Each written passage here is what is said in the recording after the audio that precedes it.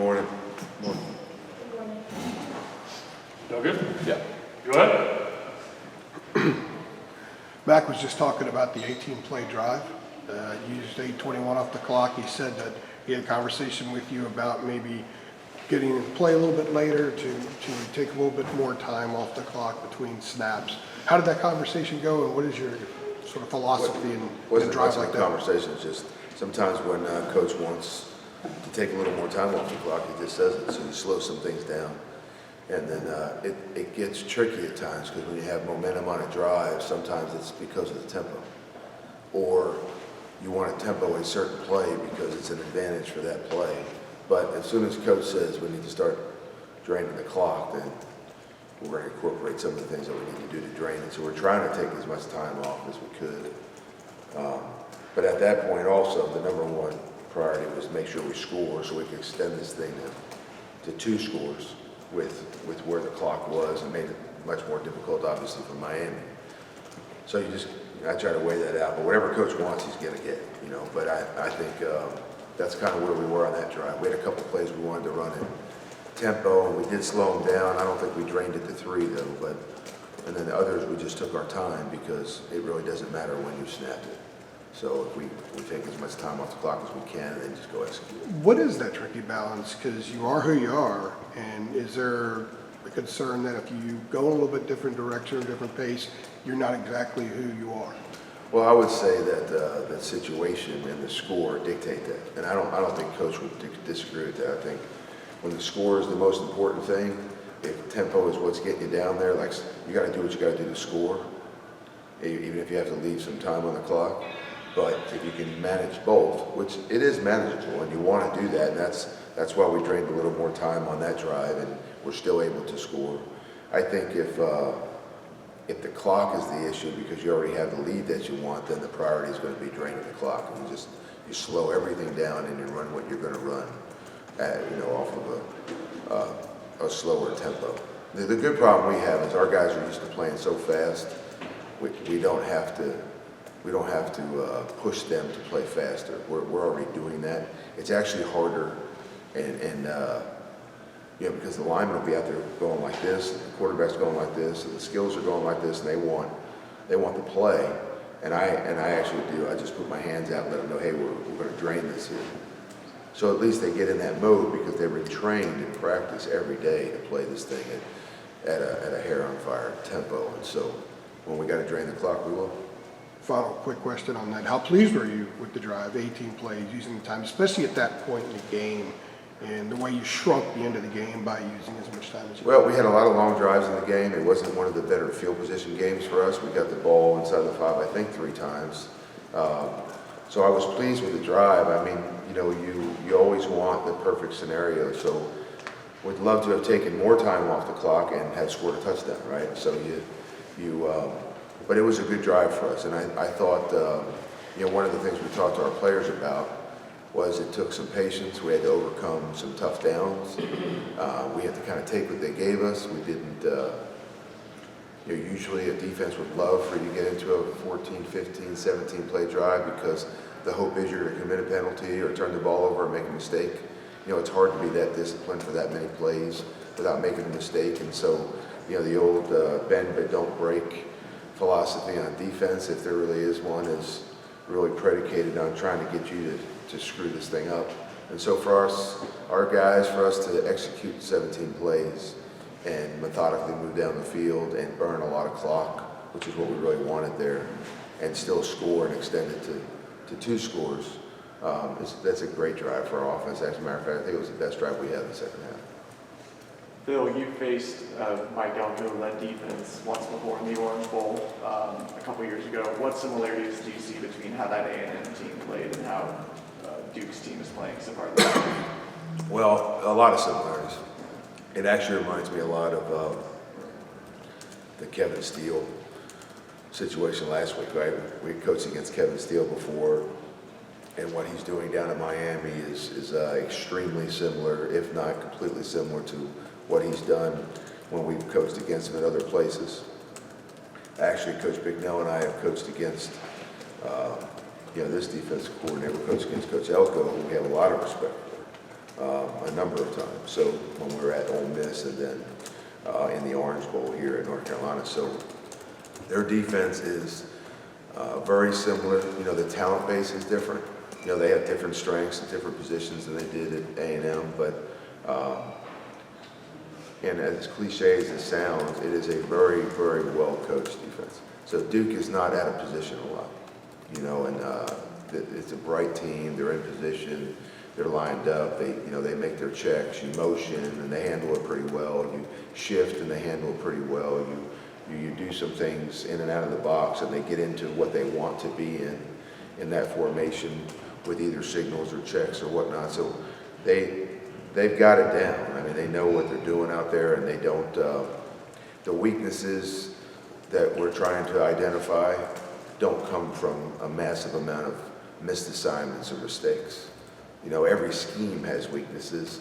I think the one unique thing with Duke is they're playing together right now. They got a number of guys back that have played together, even though it was in a different defense. And then I also think when they're in certain coverages and certain fronts, they have inherent weaknesses because all the schemes do, but they know what they are. You know, so if there's the whole shot in cover two is a weakness in that coverage, it exists in anybody's cover two defense. But they're aware of what those weaknesses are, and that offenses tend to try to exploit or attack those areas, and they do a good job of defending some of their weaker areas. So it's just a well-coached team. They're well-techniqued. And personally, after watching them today, longer, after watching them yesterday, I watched them longer this morning. I actually think they cover ground pretty well. They trigger and they pursue fairly well. The angles are good and all from a coaching standpoint, but these guys play really hard. You know, they play hard. I mean, really hard. And I would say probably harder than we've seen them in the past. I think they play harder longer, and I think they run well, and I think they're a high effort team. And so that's we're going to have to match that on Saturday. Phil, now that Drake has a substantial body of work on film for opponents to really scout and dig into, what are you seeing opponents do differently now to try and slow them down? You know, that's a great question. It's interesting because some people put a much higher premium on stopping a mobile quarterback.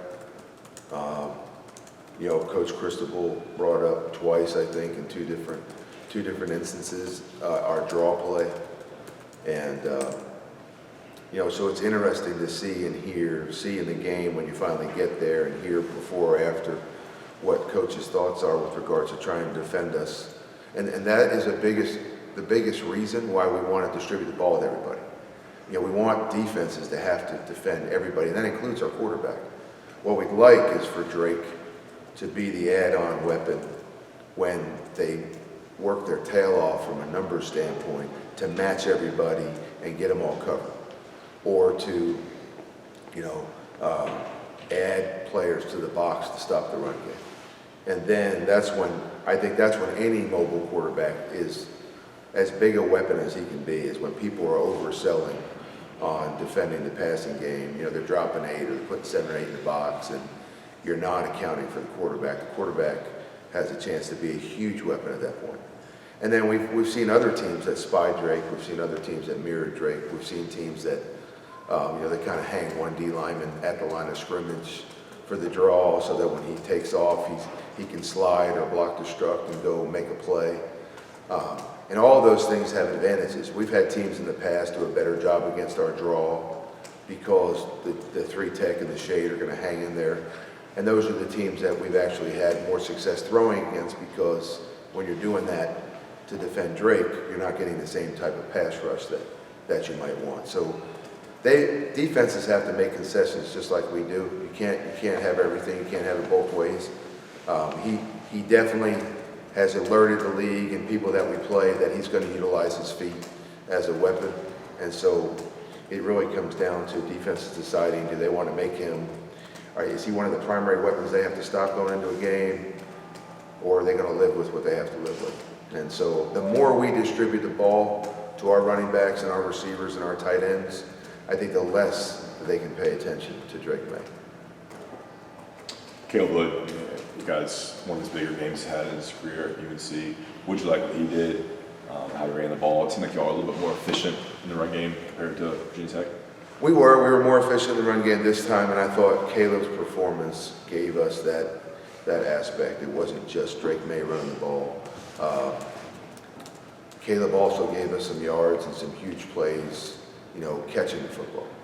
And I heard at the end of Coach Brown's press conference what he had said about Caleb. In order for Caleb to be an every down starter or to separate himself as one of our top two guys, he's got to stay healthy. He came out of the game a couple times on Saturday, nothing major, and then he was back in a few plays later. But his only issue here has not been performance; it's been staying healthy.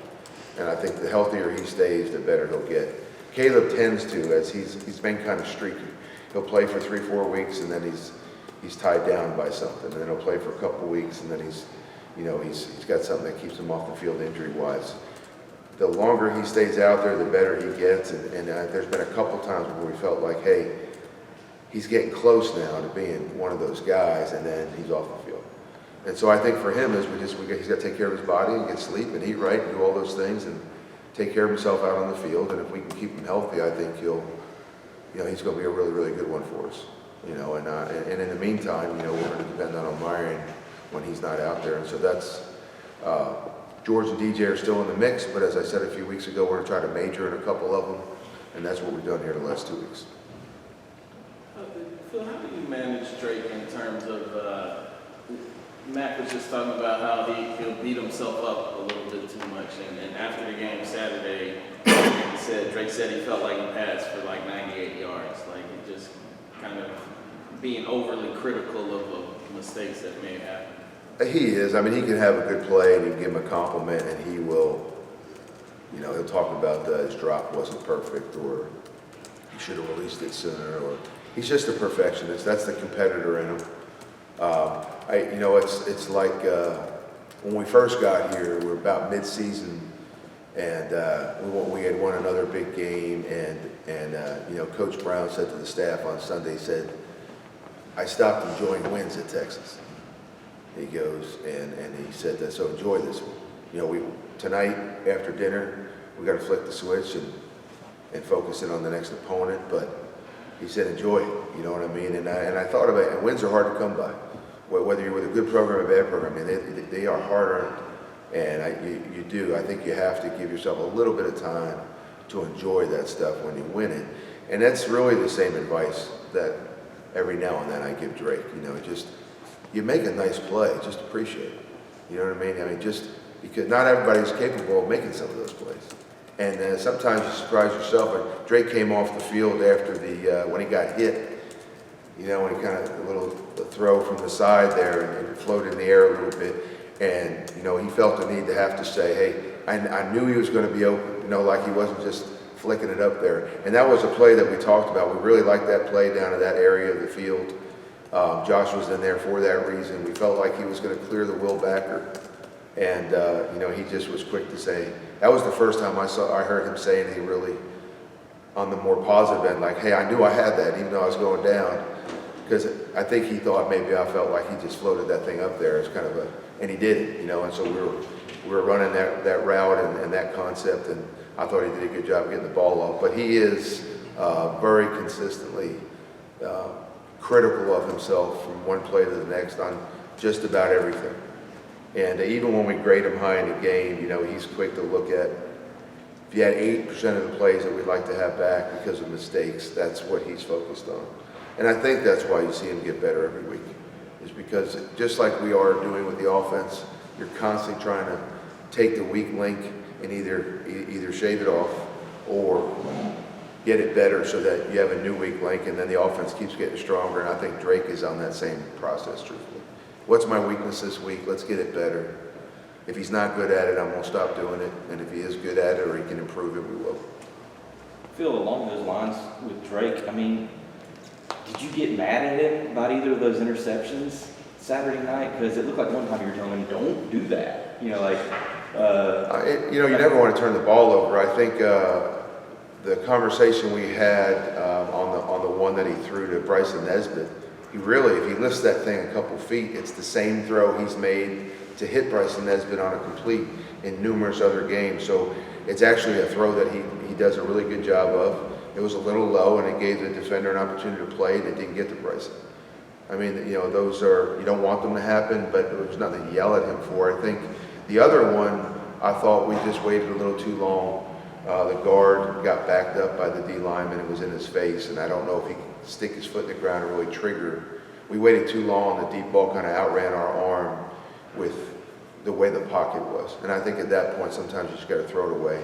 Again, it's always easier for me to make judgment when I'm on the sideline, right? It's a heck of a lot harder to. So I usually don't tell them how it's supposed to be and how it is. I ask them what happened there, and then we talk about how we can handle it the next time. The play I was upset about was a 4th down play. The one that you saw me yelling at Drake about, and I don't yell at Drake much at all, was the 4th down play in the end zone, because that was more of a mental decision. We're not striving to be perfect mentally. We can be perfect mentally. He's smart enough and experienced enough now, and that's what's so great about him, is he's very consistent mentally. And that was a rather surprising decision down there, and we wanted to do something different down there with that play, and we didn't, and it cost us points. And so, that was probably a little bit louder conversation. I'll tell you though, you can coach Drake hard, and Drake knows it's nothing personal, and we have a very good relationship. And so, and you guys don't know me, but he does, and the quarterbacks do. I'm going to yell, and 30 seconds later, we're going to go to dinner together. I mean, it's football. So that was the play I was upset with on Saturday. Outside of that, I think you try to coach teachable moments and make sure that the same mistake doesn't happen twice. And that's typically where our conversations are focused on. Max said that, and he said Saturday night after the game, he was on the 18-play drive, the monster drive, he said that he was telling you, as Andrew was asking, try to take more time. But do you think it could help in just a situation like that where you're trying to take more time to get the play in later? That's what Mac was saying. Maybe we should just, if we get in that situation again, get the play in later so they're not just standing around there, the players. Yeah, and really when we want to drain it down to 3 seconds where we want to snap it, we have a protocol. If there's going to be a motion involved, the quarterback knows when to initiate the motion to the shift and then snap it at 3. If there's no movement, he's going to try to snap it at 3. Well, we're in complete drain mode, which is what we call it. If not, if he just says, look, let's slow it down a little bit and take some more time, then that's what we do, but we're not necessarily running it down to 3. Once we get into drain mode, we're not going to snap that thing until 2 or 3 seconds, because the clock becomes more important than the score. So like you said earlier, it wasn't drain mode yet because you felt like you needed to get a score. Well, it became drain the clock mode when the head coach says to do it, right? In the meantime, until he said anything, we were rolling. And then when he said, hey, let's slow this thing down, I slowed down calling it. Now, I didn't drain it to 3, but I slowed down calling it. And that's where, okay, we have a play, we want to get it off quick. We also want to drain the clock, so I probably changed some play calls there so that we can do some things where we may snap it at 2 or 3. And I think, what did we take, about 8 minutes off there? 8:21. 8:21. So we wanted to, it was all about, hey, let's get this out of bad field position. Let's get a first down and build a drive. Yeah. And then it's like, okay, now we want to get out to about midfield. Hey, where do we have an opportunity for some explosive plays here? And you know what the score is. So you're also probably, from a play calling standpoint, if there's 2 or 3 plays on the list at that point in the game that are dicier or a little chancier from endangering the ball standpoint, those probably aren't on my list, right? Because the most important thing on that drive at that point, after getting it out of a bad field position situation, was to make sure that we get points out of it. So the perfectionist in me, or in Drake, I would say, or a lot of our players would be, let's get the touchdown. So if there's a disappointment there, we want the 7, not the 3. And then, you could also look at it from a time standpoint where maybe we could take another minute off the clock there. But that drive was about extending it to 2 scores and taking as much time off as we could. You got to weigh those 2 out, and I thought it was a really successful drive for the offense. I think you ran 12 times on that drive. How much was that a part of just using a little bit more time? The offense always has and always will be, take what they give you, and that's what they gave us, and that's what we did. You know, it really is. It's hard to say we're gonna run this thing 40 times today or throw it 40 times, because I have no idea what they're ultimately gonna do. Sometimes what you see all week or the last 5 games of the season is exactly what they do in the game, and so you kind of get what you want. The script goes the script of the game, not necessarily the offensive script. And then sometimes they do different things because they don't feel what they're doing or what they have been doing is going to stop you, and they do some things to try to take away what your key plays are, your biggest plays are, and then you have to adjust and make some adaptations to what they do. But I think that's the way the offense is built. It really doesn't matter what their emphasis is. We're going to emphasize attacking grass in the run game and attacking grass in the pass game, and it's just kind of built so that we can do it that way. All right. Thanks, Phil. Okay. Good. Have a great week, Phil. Appreciate it, Phil. Good stuff.